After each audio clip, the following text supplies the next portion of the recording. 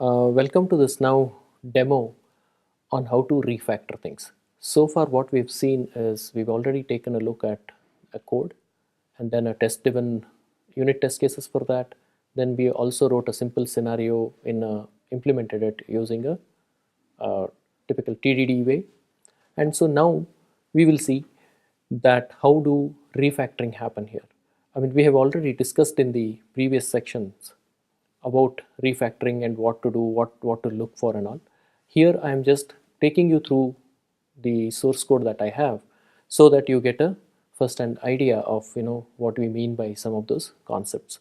So let's start with it. So let's start looking at the class called user manager. Here there is nothing much to refactor as such, because all that we are doing is we are just getting the values and we are uh, passing to the other class, and whatever return value we are getting, we are again passing it back to whoever has called us. Now in user DB ops manager, if you look at it, I have now, for example, this code. Here I have, as I told you, I'm just simulating 3-4 users or 4 users here in my system by creating explicitly their objects and keeping them in a hash table so that I can read the data from there and then send it.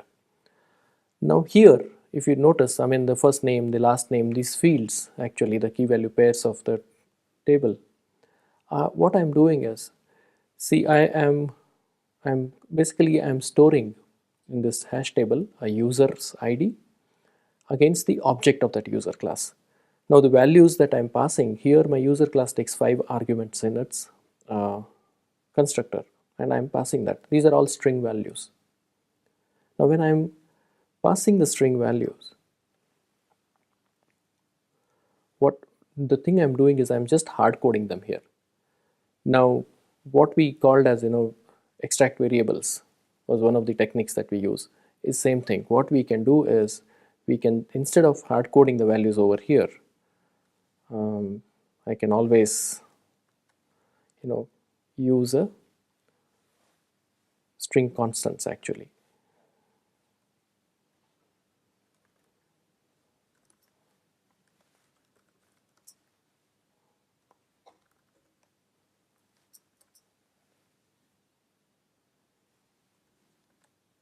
So here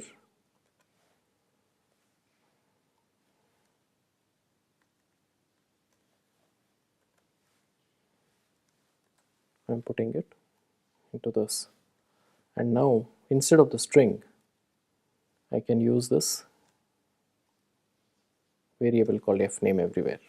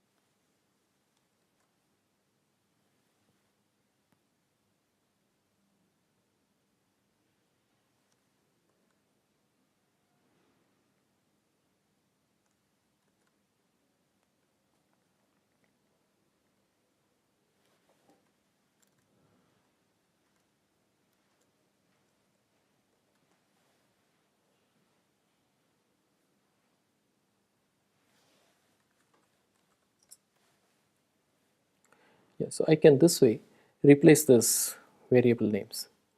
Now what I have done is, instead of hard coding the value, we have extracted that as a variable.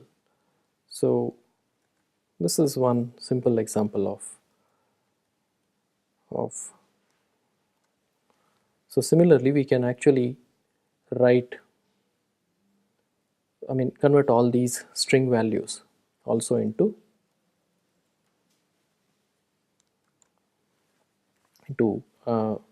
static strings, basically final values, and then use them.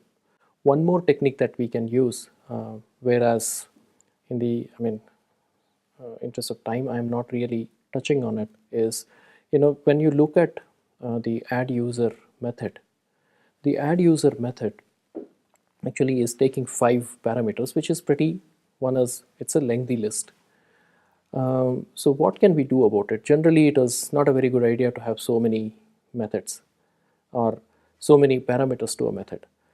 Now, this is one thing. Secondly, it also might help. So what we can do is we can go for an extract class concept.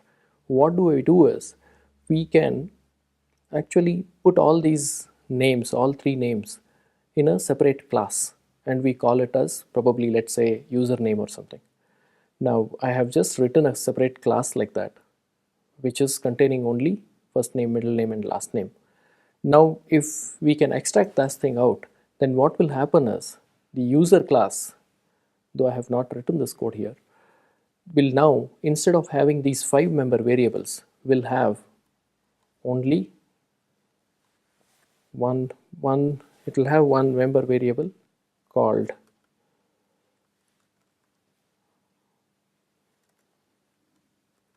of type username,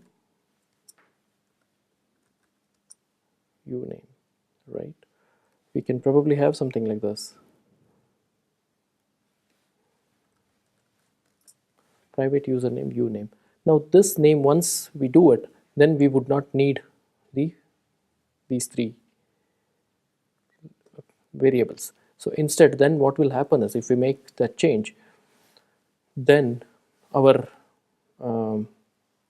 constructor for the user class will change. Instead of these first 3 things, only there will be one parameter that is called username or object type, and what you will do is whatever the value of that is coming in, you will then extract it from username and not from there you are directly referring. Like for a first example, for example here, the first name, what you are doing is whatever value you got, you are directly assigning to the member variable here. Instead of that, what you will do is you will say this dot username dot first name, and then you will set this value to that. So this way, what will happen is, if you make all that change, this is actually a good example for extraction class. The extract class, since that we've made some changes, just to show you that, I would what I'll do is I'll go back to my test class and I'll execute my test methods again. That is just to ensure that nothing is broken.